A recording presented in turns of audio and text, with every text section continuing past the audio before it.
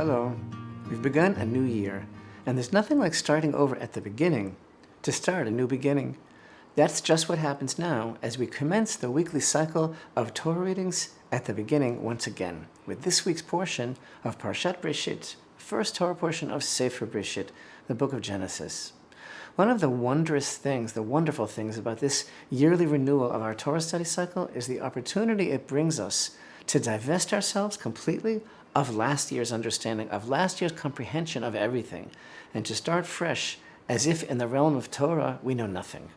That shouldn't be too hard. I mean, how can we speak for a few minutes about a portion which contains every secret of the universe? The sheer vastness of it all, the overwhelming details of Hashem's creation leaves us breathless, light and darkness, earth and water, this world filled with all its teeming life.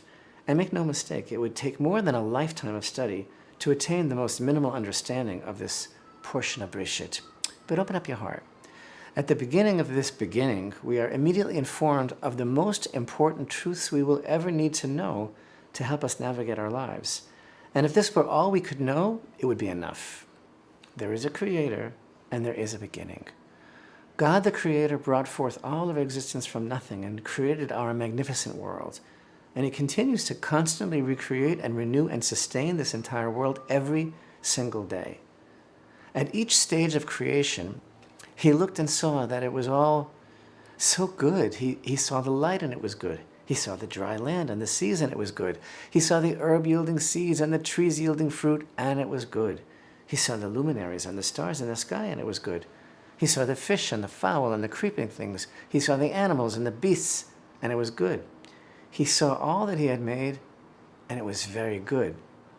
And finally, on the last day of creation, which happened to be Rosh Hashanah, He created the star of the show, Adam Harishon, the first man. The deepest teachings of Torah inform us that man is the whole purpose of this entire wondrous creation. He's the beneficiary. Man is the center and reason for this whole amazing world. The episode of the Tree of Knowledge instructs us that this world is a world of choices, a world of tests, and man, meaning each and every one of us, is placed here in order to choose between right and wrong, between life and death, between following God's commandments or following after our own imagination. Man's task is to work and guard the garden. Adam is all of us. Humanity is the crowning glory of creation, created by a caring God for His purpose. Men's role in this world, Torah teaches us, is staggering. The sum total of human existence is that man is the center of everything.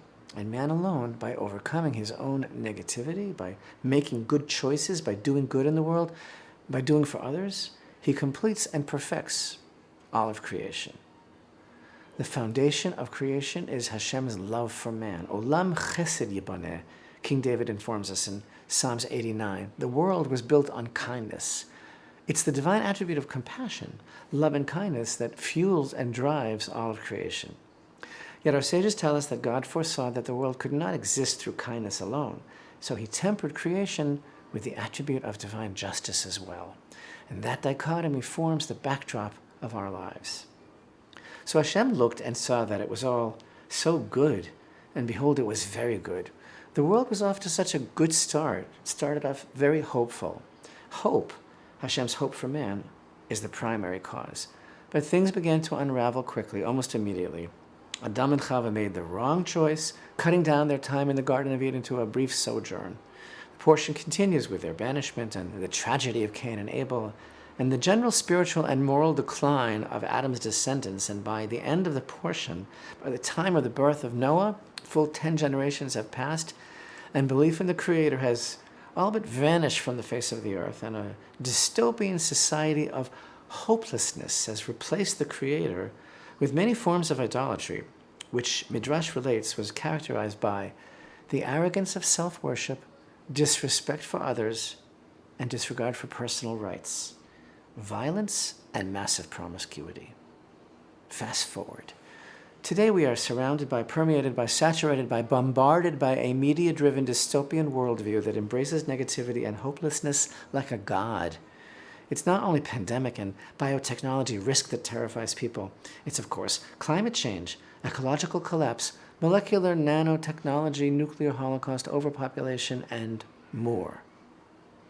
But we are not abandoned to malignant forces that control us or play with us, unless that is, as we learn in this week's portion, unless these forces are of our own creation, the product of our own bad choices. Consider the chillingly contemporary relevance of this midrashic teaching. The sages relate that when the Holy One, blessed be He, created Adam, He took him and showed him all the trees of the Garden of Eden. And God said to Adam, "See how beautiful and worthy of praise are my works, and all that I have created for your sake. Take heed that you do not damage and destroy my world."